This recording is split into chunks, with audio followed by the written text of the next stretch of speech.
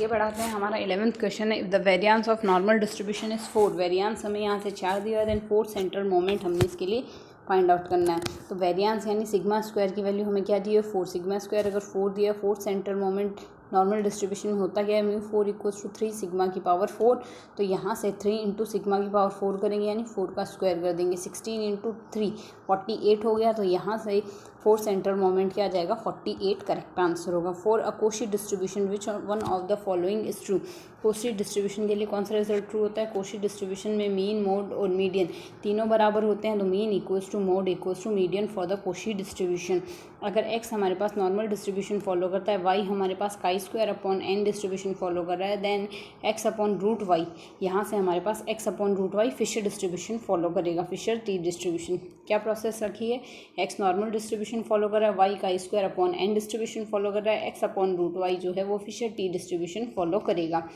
अगर n equals to 2 degree of freedom हम लेते हैं काई स्क्वायर डिस्ट्रीब्यूशन में,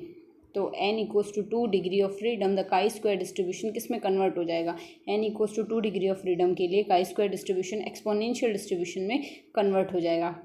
can convert into exponential distribution. अगर एक्स आई हमारे पास नॉर्मल डिस्ट्रीब्यूशन को फॉलो करता है, then mean and variance of काई square distribution is n in 2n। अगर एक्स नॉर्मल डिस्ट्रीब्यूशन को फॉलो कर रहा है यहाँ से, तो उसके केस में यहाँ से हमारे पास इसके लिए मीन और काई वेरिएंस जो होगा, मीन और वेरिएंस अगर काई स्क्वायर डिस्ट्रीब्यूशन के लिए लेते हैं तो n और 2n होता है। 95% confidence limit of mu sample size n are given by 95% confidence limit हमारे पास क्या होती है, X bar plus minus T 0.05 sorry S upon root N आएगा, X bar plus minus T 0.05 S upon root N, ये आ जाएगा हमारे पास यहाँ से 95% इसकी confidence limit, X bar plus minus T 0.05 S upon root N आ जाएगी इसकी confidence limit. The curve of F distribution is, F distribution का जो कर्व होता है वो हाईली पॉजिटिवली स्क्यूड होता है, हाईली पॉजिटिवली स्क्यूड होता है एफ डिस्ट्रीब्यूशन का कर्व। एक्स अगर हमारे पास यहाँ से नॉर्मल डिस्ट्रीब्यूशन है और T I equals to 1 2 3 and so on independent variable है, तो X square upon x1 square upon x2 square plus x3 square हमारे पास कौन सा डिस्ट्रीब्यूशन होगा, बीटा 2 डिस्ट्रीब्यूशन होगा विद पैरामीटर 1/2 1। एक्स अगर नॉर्मल डिस्ट्रीब्यूशन है तो x1 square upon x2 square plus x3 square beta 2 distribution होगा with parameter 1/2 and 1। The coefficient of kurtosis, the coefficient of kurtosis beta 2 equals to mu two square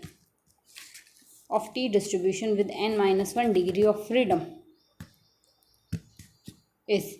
coefficient of kurtosis beta 2 की value निकालनी है हमें किसके लिए, T अगर T distribution n-1 degree of freedom के साथ है तो प्रोटोसिस की वैल्यू हमारे पास क्या आएगी 3 गुणा n-2 बट्टे n-4 आएगी, 3 गुणा n-2 बट्टे n-4 आ जाएगी, जहाँ इनकी वैल्यू 4 से ज़्यादा होनी चाहिए। अगर हमारे पास T distribution n-1 degree of freedom है, देन यहाँ से कोफिशिएंट ऑफ प्रोटोसिस आएगा 3 गुणा n-2 बट्टे n-4 हमारे पास इसके लिए वैल्यू आ जाएगी। For 2 random variables x and y, u अगर हमारे पास इस तरीके से है और v हमारे पास इस तरीके से है, तो हमारे पास u और v में जो है कोफिशिएंट ऑफ कोरिलेशन है यहाँ से